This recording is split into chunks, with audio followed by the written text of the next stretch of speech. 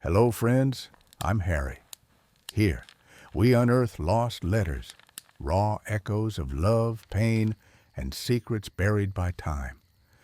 Join me as we travel through time and feel the love, regret, and hope inked on these forgotten pages. Lost letter. Your chair waits for you, more patiently than I do. This letter was discovered in 1987 during the demolition of a farmhouse near Chillicothe, Ohio. Found tucked inside a family Bible hidden beneath loose floorboards, the letter was written on pages torn from a school composition book in fading blue ink. The envelope was addressed to Mr. James Fletcher Hartwell, care of General Delivery, Detroit, Michigan, but was never posted. October 18th, 1934. Hartwell Farm, Ross County, Ohio. My dearest James, your chair waits for you more patiently than I do.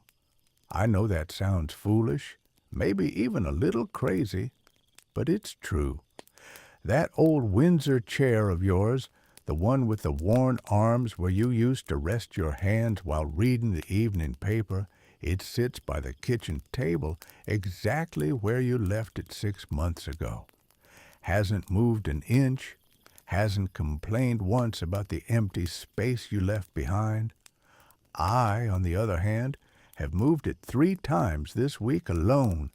Monday morning, I pushed it clear against the wall, thinking maybe if I couldn't see it so easily, I wouldn't expect to hear your voice asking what's for supper or whether I'd remembered to check the chicken coop. Didn't work. The empty space at the table just looked more empty, like a missing tooth in a smile. Tuesday, I pulled it back to the table but turned it sideways so it wasn't quite facing your place. That was worse somehow. Looked like the chair was turning its back on us, giving up on the idea that you might come home and claim it again. Wednesday, I put it back exactly where it belongs, where it's always belonged, where it will stay until you come walking up that path with your suitcase and your stories about the big city and your arms ready to hold me tight enough to make up for all these months apart. The chair understands something I'm still learning, James. It understands that waiting isn't about moving around and keeping busy and pretending everything's normal. Waiting is about being still, about holding a place, about believing so completely in someone's return that you never even consider the possibility they might not come back.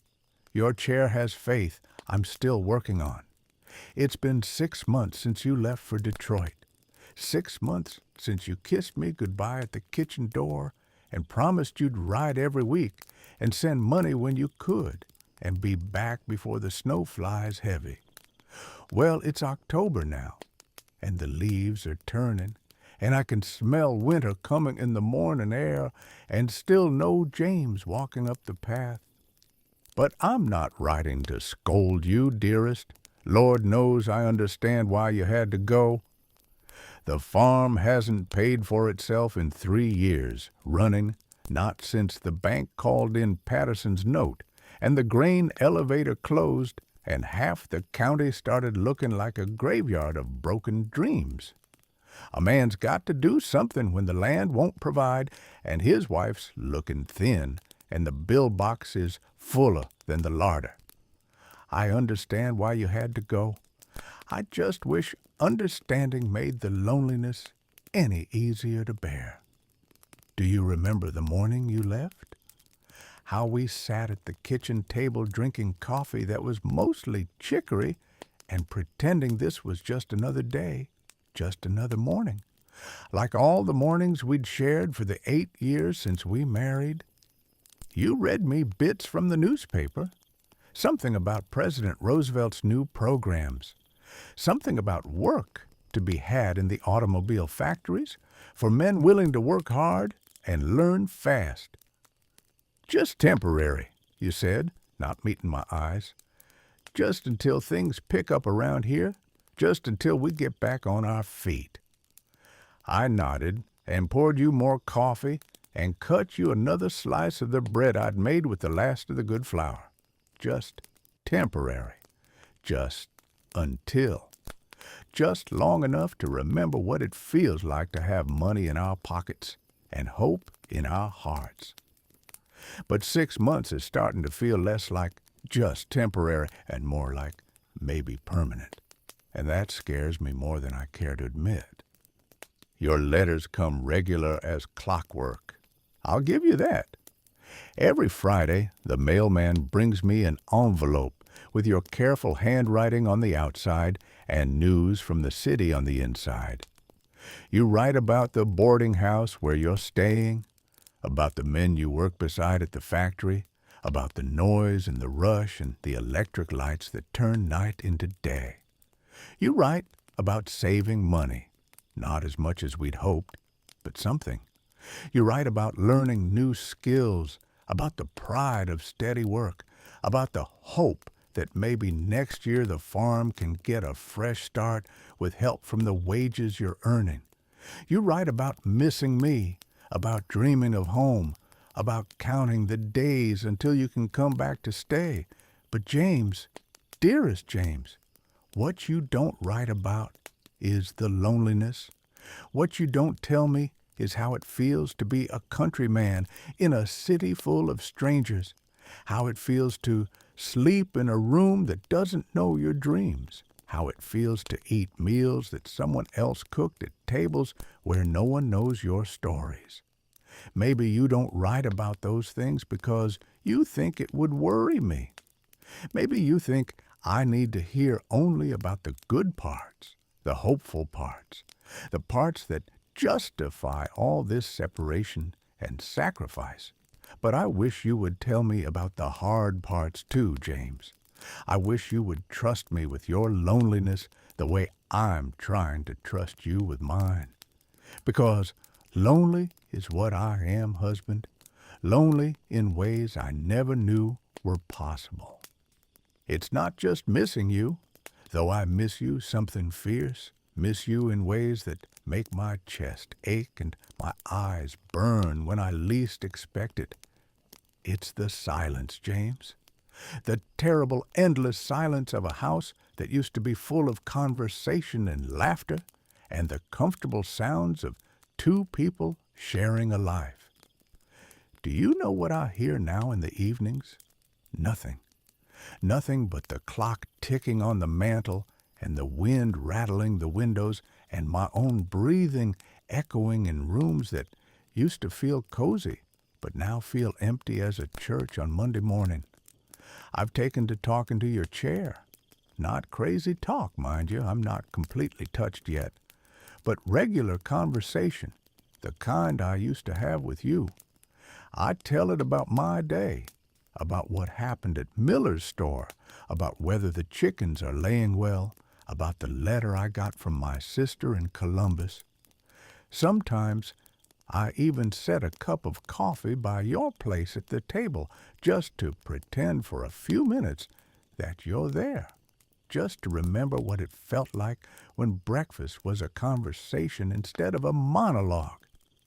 The chair never answers, of course, but it listens better than you might expect from a piece of furniture, never interrupts, never argues, never tells me I'm worrying about nothing, just sits there solid and patient and familiar, holding space for the man who used to fill it.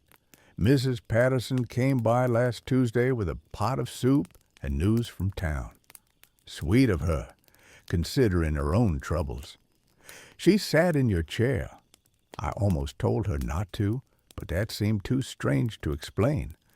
And we talked about everything except what we were both thinking, which was how many families in the county have been split up by these hard times. Her boy Harold is working on a dam project out in Colorado. The Johnsons' oldest daughter took a position teaching school in Cincinnati. The Milliken family just gave up entirely, loaded everything they could fit in their old truck, and headed west toward California, where they hear there's work picking fruit. Seems like half the county's scattered to the four winds, Mrs. Patterson said, stirring her coffee with one of our good spoons. Families broken up. Young folks gone off to places their grandparents never heard of. It's not natural, is what it is.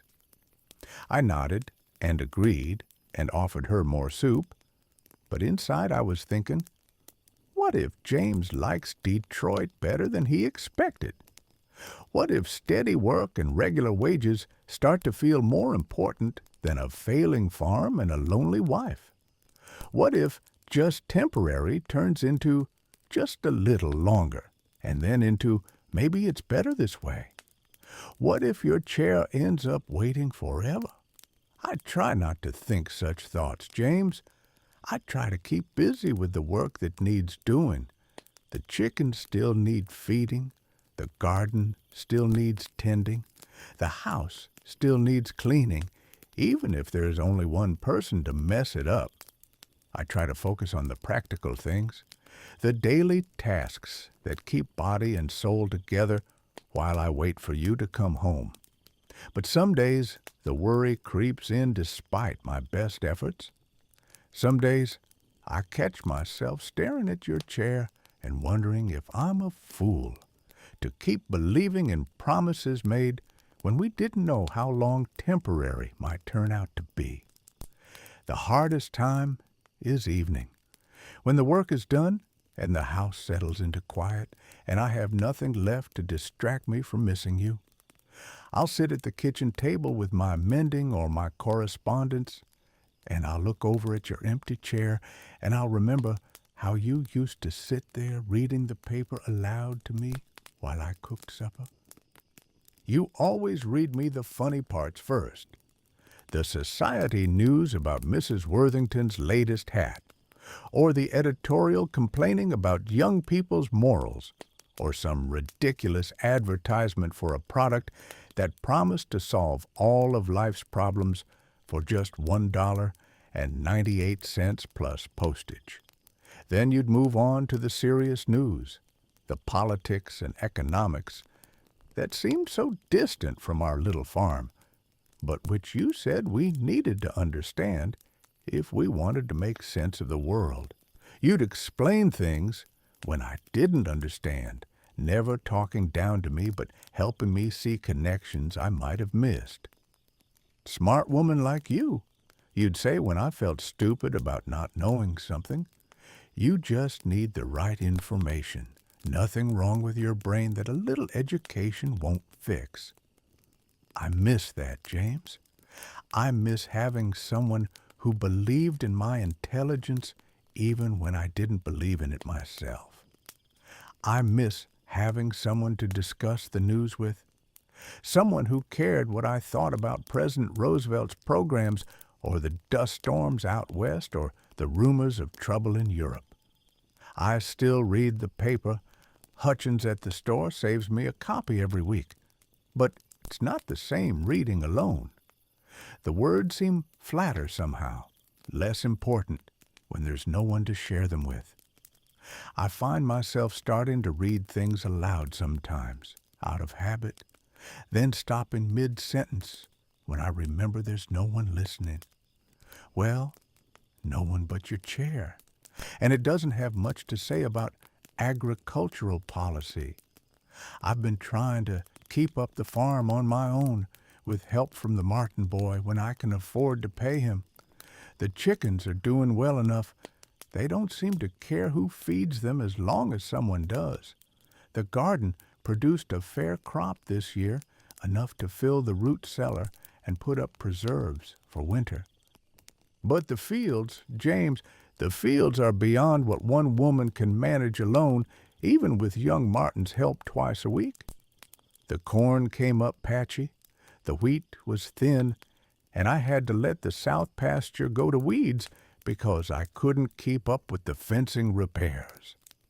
Sometimes I stand at the kitchen window and look out at land that used to be our pride and joy, land that we worked together from dawn to dusk, and I feel like I'm watching our dreams grow wild and untended.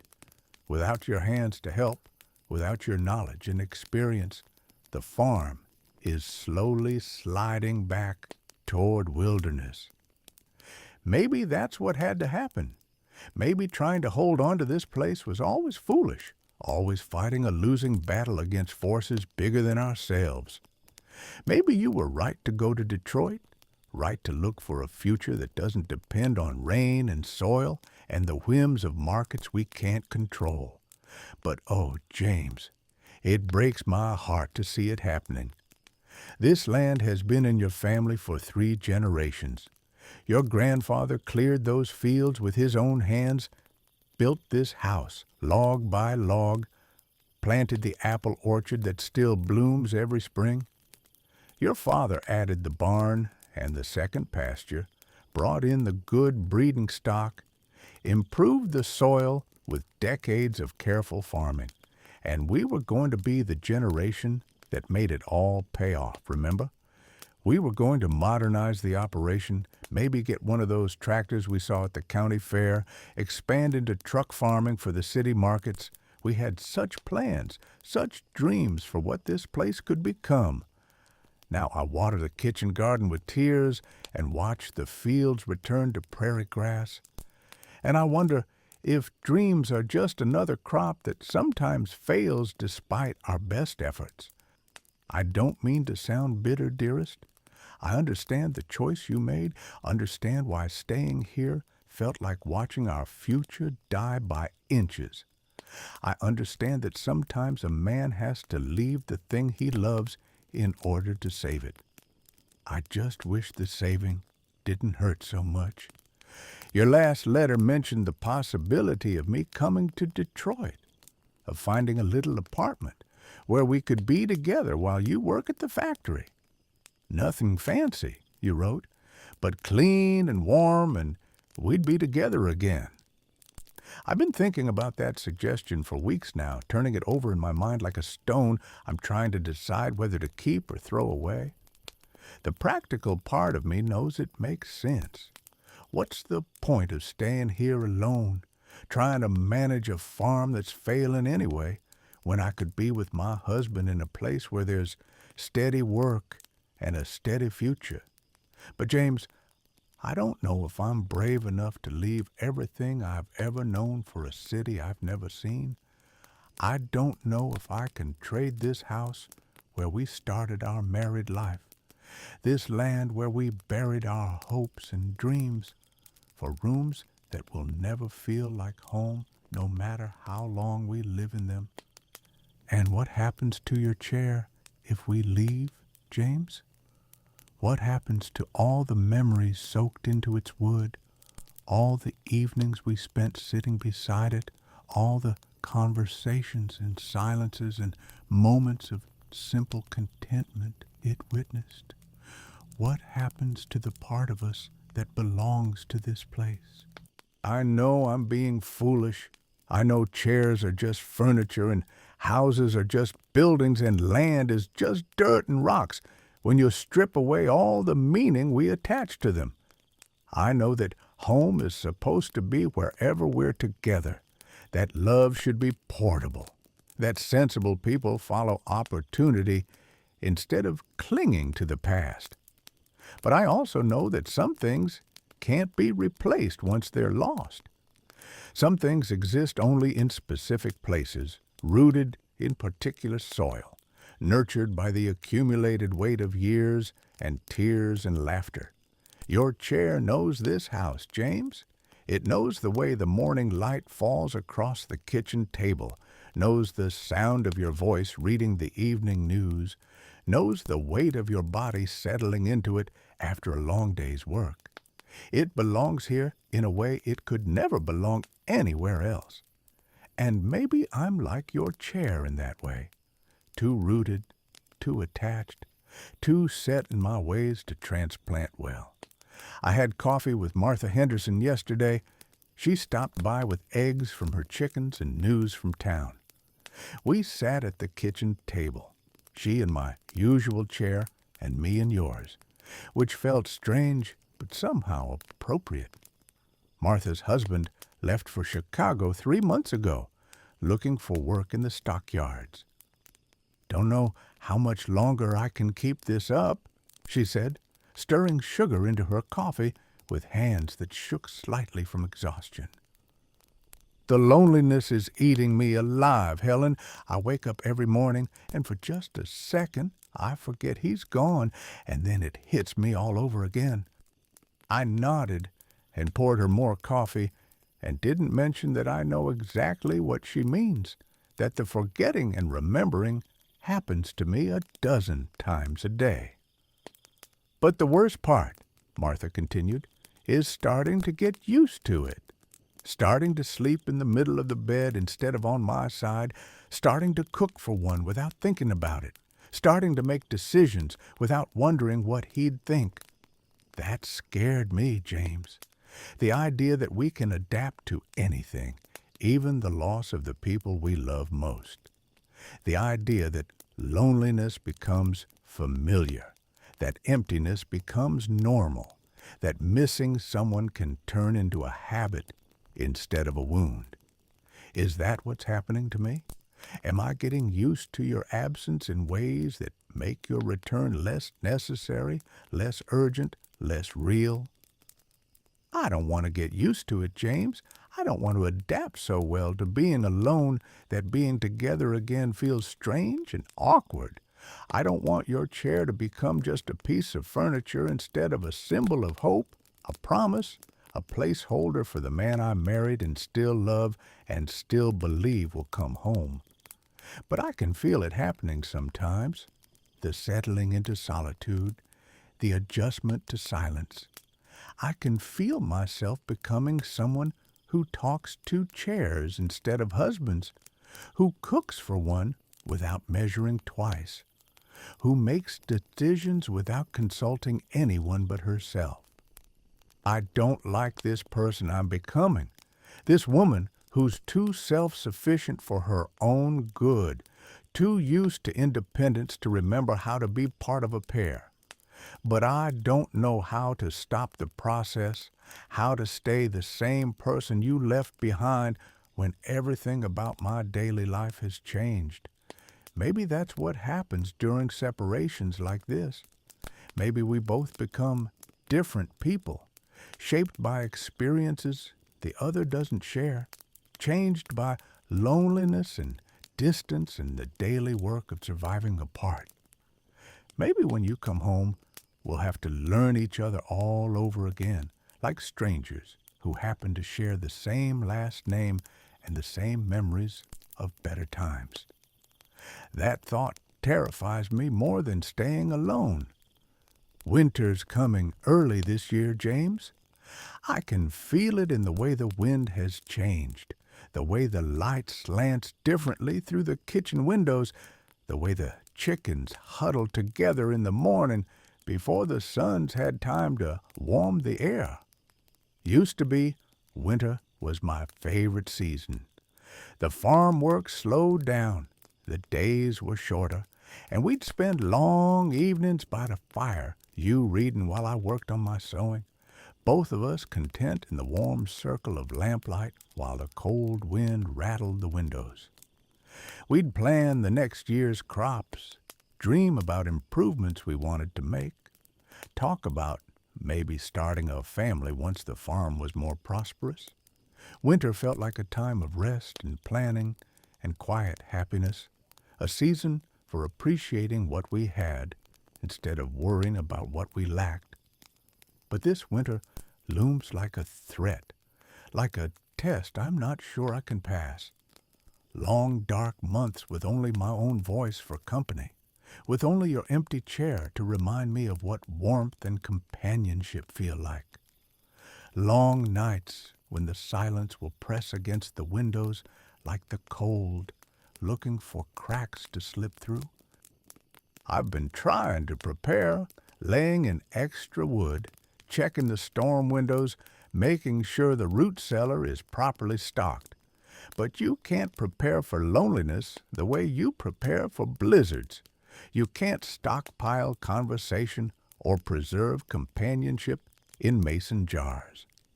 All I can do is hold on to the belief that spring will come again, that winter isn't permanent, that somewhere in Detroit you're missing me as much as I'm missing you, and working as hard as you can to make temporary as short as possible. All I can do is trust your chair's faith that some kinds of waiting are worth the patience they require. I dream about you coming home, James. I dream about seeing you walk up the path with your suitcase and your city clothes and your arms full of stories about the months we've spent apart. I dream about you sitting down in your chair like you never left, like this separation was just a long day at work, instead of half a year of living in different worlds. In my dreams, we pick up exactly where we left off. In my dreams, nothing important has changed except our bank account and our hope for the future. In my dreams, love is stronger than loneliness, and together is more powerful than apart. But when I wake up, your chair is still empty, and I'm still alone, and Detroit feels farther away than the moon. I suppose I should end this letter now. It's getting dark outside, and I need to check on the chickens one more time before bed. I need to bank the fire and wind the clock and lock the doors against whatever dangers the night might bring to a woman living alone in a house too big for one person. But before I go, I want you to know something, James. I want you to know that no matter how long this separation lasts, no matter how much we both change, no matter what the future holds for us in this farm and the dreams we used to share, I'm still here. I'm still the woman you married, still the woman who believes in you and loves you and trusts you to make the right decisions for both of us. I'm still sitting at this kitchen table, still keeping your place warm, still waiting for you to come home and fill the empty spaces you left behind. Your chair waits for you more patiently than I do, it's true. But I'm learning patience from its example, learning faith from its stillness, learning hope from its quiet certainty that some things are worth waiting for, no matter how long the wait becomes. Come home when you can, dearest. Come home when the time is right, when the money is saved, when the future looks brighter than the past. But know that whenever you come, however long it takes, your chair will be here, and so will I. I almost forgot to tell you. Mrs. Patterson's cat had kittens last month, 5 little things that looked like they were dipped in paint. She's offered me one, says it might be nice to have some company in the house during the long winter months ahead. I've been thinking about saying yes, not because I want to replace anything or anyone, but because I think you'd like the idea of something warm and living keeping me company while you're away. You always did have a soft spot for strays and creatures that needed taking care of. What do you think? Would it be foolish to take on another mouth to feed when money's so tight? Or would it be wise to have something that needs me? Something that depends on me being here every day. Something that would make this house feel a little less empty while I wait for you to fill it up again? I'll wait for your next letter before deciding. After all, if I'm going to share this house with someone new, even someone with 4 legs and whiskers, I think my husband should have a say in the matter. Your chair might welcome the company, too. It's been very patient about being empty, but even the most faithful furniture probably gets lonely sometimes. With all my love and all my longing and all my faith in better days ahead, your devoted wife, Helen. This letter was discovered along with 47 other unsent letters, all addressed to James Fletcher Hartwell in Detroit. According to county records, The Hartwell farm was foreclosed upon in March 1935. Helen Hartwell died in the Ross County poorhouse in 1941. Employment records from Ford Motor Company show that James Fletcher Hartwell worked at the River Rouge plant from April 1934 until his death in an industrial accident in February 1936. A small savings account in his name, totaling $127.43, was never claimed. The Windsor chair mentioned in the letter was found in the farmhouse kitchen, positioned exactly as described. It was purchased at the foreclosure sale by a neighbor and remained in local families until it was donated to the Ross County Historical Society in 1982.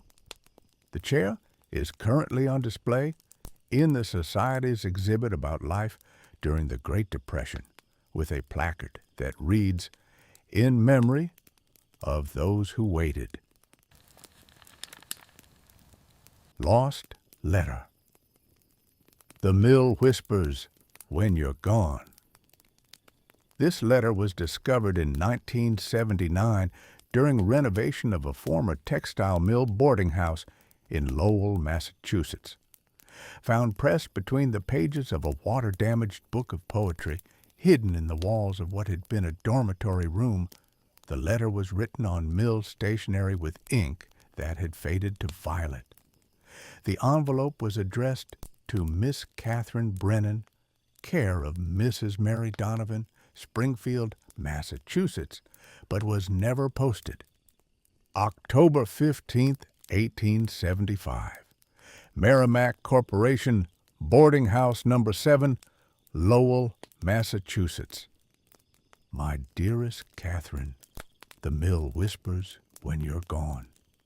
I know that sounds strange, maybe even foolish, but it's true. During the day when all 12 looms are running and the air is thick with cotton dust and the noise is so loud you have to shout to be heard by the girl standing right beside you. I can't hear anything but the mechanical thunder of industry. But at night, when the machines are still and the building settles into quiet, that's when I hear them talking. They whisper about the hands that have touched them, the threads that have passed through them, the dreams that have been woven into the cloth along with the cotton. And lately, Catherine, they whisper about you. It's been 3 months since you left for Springfield, 3 months since you walked out of this boarding house with your one good dress and your mother's Bible and that determined set to your chin that I knew meant you'd never come back. 3 months since you said goodbye to the looms and the lint and the long hours and the little life we'd made for ourselves here. 3 months since you left me behind. I'm not angry, dear friend. Please don't think that. If anything, I'm proud of you for having the courage to leave, for choosing marriage to that farmer's son over the certainty of mill work until your lungs give out or your hands become too gnarled to manage the threads. You took the chance that both of us always said we would take when it came along. The problem is, I never thought it would come for just one of us. Do you remember our plans, Catherine? How we used to sit by the window in our room on Sunday afternoons, watching the Merrimack River flow past and dreaming about where it went? You'd say it went to Boston, to the harbor, to ships that sailed to places where girls like us could be more than mill workers. We'll save our money, you'd say, and when we have enough, we'll take the train to Boston and find positions as shop girls or seamstresses or maybe even teachers if we can pass the examinations. And I'd add to the dream, spinning it out like thread on a bobbin. We'll rent a little room together with real wallpaper and a window that looks out on something prettier than mill buildings. We'll buy new dresses with money we earned ourselves, and on Sundays we'll walk in the park and watch the fancy ladies and pretend we're just as good as they are. Such dreams we had, Catherine.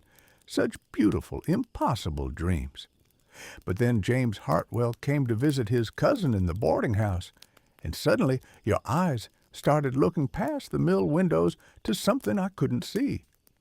Suddenly, our shared dreams became my dreams alone. I understood. Truly I did. James is a good man with his own farm and a kind face and the promise of a life away from the noise and dust of the mills. When he asked you to marry him, when he offered you the chance to be mistress of your own household instead of just another pair of hands tending looms, how could you say no? How could I ask you to say no? But understanding doesn't make the loneliness any easier to bear. I'm still in the same room we shared, Catherine, but now I share it with Mary O'Brien from Cork and her sister Nora. They're sweet girls, and they try to include me in their conversations and their plans, but it's not the same.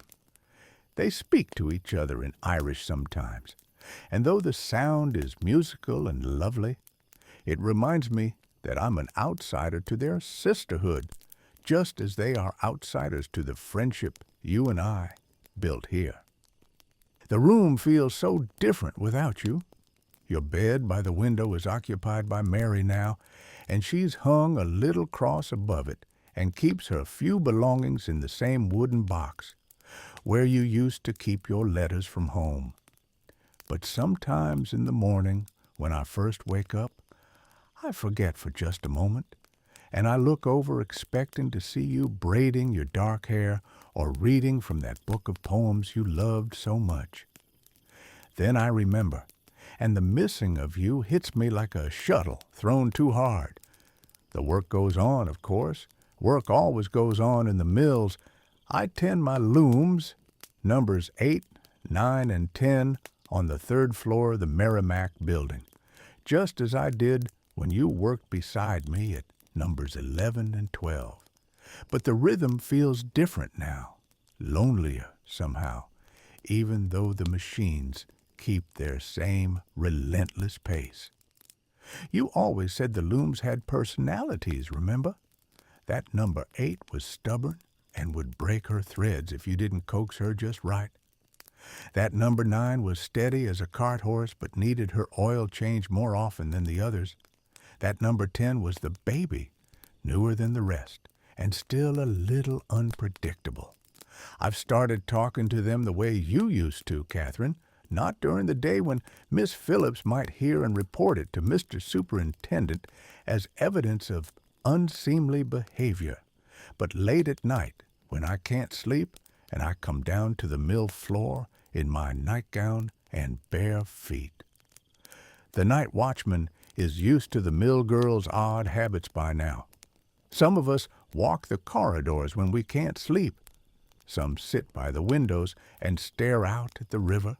Some go to the mill floor and stand among the silent machines.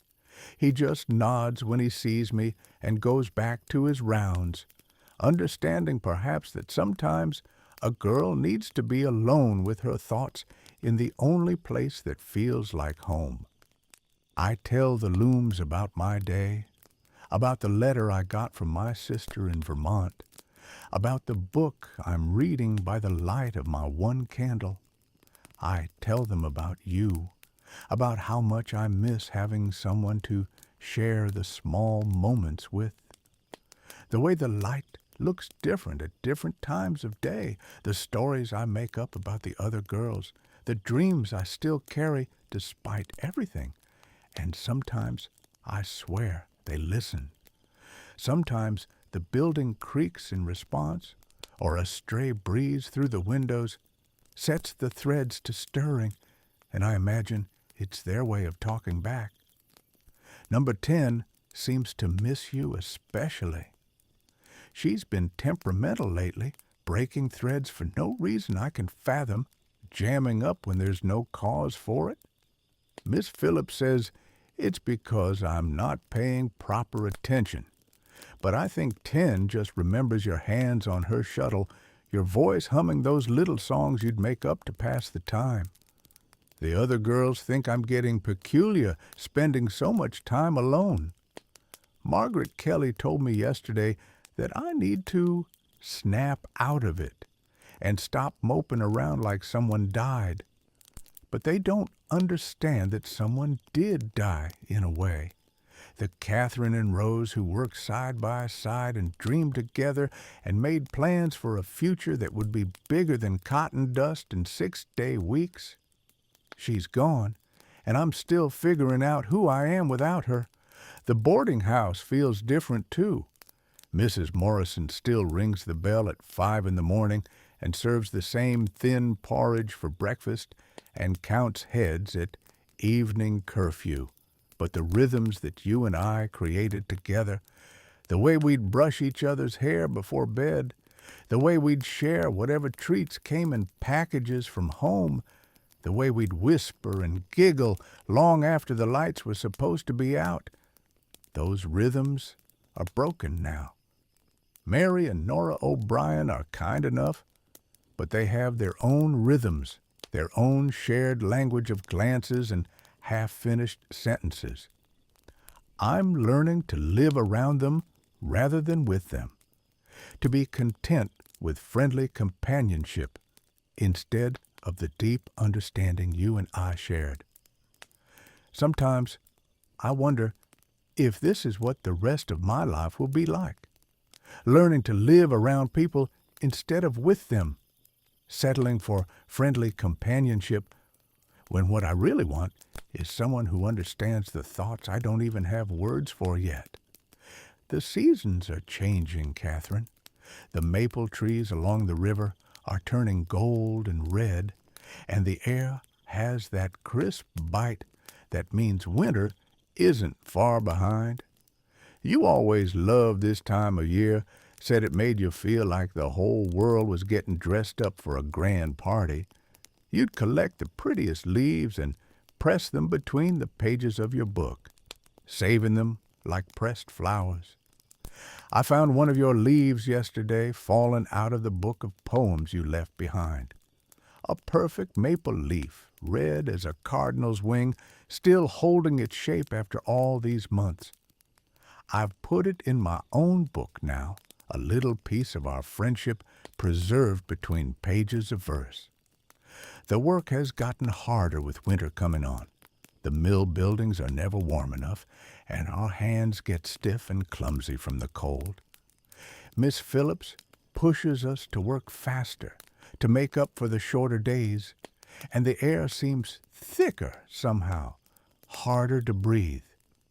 More girls are coughing, that deep, rattling cough that comes from breathing cotton dust for too many hours. I think about your lungs breathing clean farm air now, about your hands doing work that doesn't leave them cracked and stained with oil. I think about you sleeping in a real bed instead of the narrow cot in a room shared with strangers, waking to the sound of roosters instead of the boarding house bell. Do you think about the mills at all, Catherine? Do you ever miss the camaraderie of the weaving room, the satisfaction of watching a piece of cloth grow under your hands, the fierce pride we took in meeting our daily quotas despite everything? Or are you so happy in your new life that you've forgotten the small pleasures we found here? The way the afternoon light looks streaming through the mill windows, the songs we'd sing under our breath while we worked, the plans we'd make for our one day off each week. I hope you're happy, dear friend. I truly do. But I also hope you remember sometimes the girl who stood beside you at looms 11 and 12, who shared your dreams and your disappointments, who understood without words when you were homesick or tired or discouraged. I've been writing to you in my head for months now, Catherine. Long letters full of everything I want to tell you. About the new girls who've come to work in the mills, about the changes in the boarding house, about the books I've been reading and the thoughts they've given me. But every time I sit down to actually write, The words seem too small, too ordinary, to carry all the things I want to say. How do you tell someone you miss them without sounding pitiful? How do you describe the particular loneliness of working among people but feeling fundamentally alone? The truth is, I've been afraid to write because I've been afraid of what your answer might tell me. If you write back full of happiness about your new life, it will confirm that leaving was the right choice. And I'll have to face the fact that I'm still here by choice as much as by circumstance. If you write that you miss the mills in our friendship, it will break my heart to know you're unhappy. So I've avoided writing at all, which solves nothing, but at least preserves the possibility that somewhere in Springfield you're thinking of me with the same mixture of fondness and loss that I feel when I think of you. But tonight, sitting here by the one candle I allow myself before bed, listening to the wind rattle the windows and the old building settle into sleep, I finally have the courage to set these thoughts down on paper. Maybe because I realized something today, something that took me 3 months of loneliness to understand. I was working at number 10. She was being particularly contrary, breaking threads every few minutes. When I heard one of the new girls laughing, it was a clear, bright sound that cut through the noise of the machinery, and for just a moment it reminded me of your laugh. Not because it sounded the same, but because it carried the same joy, the same ability to find something amusing even in the midst of difficult work. And I realized that the thing I miss most about you isn't just your particular friendship, but the way you helped me see that joy was possible here, that even in this place of noise and dust and endless repetition, there could be beauty and laughter and dreams worth having. Without you here to point it out, I'd stopped looking for those moments of light. I'd started seeing only the hardship, only the limitations, only the ways this life fell short of the grander dreams we'd shared. But the new girl's laughter reminded me that there are still things to notice, still reasons to hope, still ways to find meaning in the work of my hands and the company of others who share this difficult life. I'm not saying I want to stay here forever, Catherine. The dreams we shared of Boston, of better work, of lives larger than what these mill buildings can contain, those dreams are still real, still worth pursuing. But I'm beginning to understand that I don't have to wait for some distant future to begin living fully. I can find purpose in the work I do now, friendship among the girls I work with now, beauty in the world that surrounds me now. And maybe that's what growing up really means, not abandoning dreams, but learning to live fully while pursuing them. The other thing I realized today is that I'm angry with you, and I need to admit that before I can move forward. Not angry that you left. I understand why you left, and I'm glad you found love and a chance for a different kind of life. But angry that you left so completely, that you made the break so clean and final. We promised each other we'd always be friends, no matter what happened. We promised we'd write letters and visit when we could and keep each other in our hearts, always. But you sent only one brief note in 3 months, and it was full of polite inquiries about my health and the weather, rather than the real thoughts and feelings I was hoping for. I know it's probably easier for you to make a clean start, to focus on your new life without looking back to the old one. And maybe it's selfish of me to want more from you when you're building a marriage and learning to manage a household and creating a place for yourself in a new community. But friendship shouldn't end just because circumstances change, should it? Love shouldn't become inconvenient just because life takes us in different directions. I'm angry, but I'm also hurt. Hurt that our friendship, which meant so much to me, seems to have been so easy for you to set aside. Hurt that the plans we made and the dreams we shared in the late-night conversations that helped me understand my own heart, all of that seems to have become just a pleasant memory for you rather than something worth preserving. Maybe that's not fair. Maybe you think about me more than your silence suggests. Maybe you miss our friendship as much as I do, but don't know how to maintain it across the distance between your new life and this old one. But I needed to say it, Catherine. I needed to admit that alongside the love and the missing and the hope for your happiness, there's also hurt and anger and a feeling of abandonment that I'm still learning how to carry. Now that I've said it, maybe I can let it go. Maybe I can stop waiting for letters that may never come and start building new friendships, new dreams, new ways of being happy in the world. The candle is burning low now, and I can hear the first stirrings of the early risers preparing for another day. In a few hours, the bell will ring, and we'll dress quickly in the cold air and hurry downstairs for breakfast, and then to the mill floor for another day of tending our looms. But tonight, in this quiet hour between one day and the next, I want to tell you about the thing that keeps me going, the thing that makes this life bearable, even without you here to share it. It's the cloth, Catherine. The actual cloth that grows under our hands, row by row, shuttle by shuttle. I know we used to complain about the repetitive nature of the work, the way each day was exactly like the one before. But lately, I've been thinking about all the people who will eventually use the cloth we're making. Someone will make a dress from fabric I helped weave, and she'll wear it to a dance or a wedding or just to church on Sunday. Someone will make curtains from my cloth, and they'll hang in a window somewhere, filtering light into a room where families gather.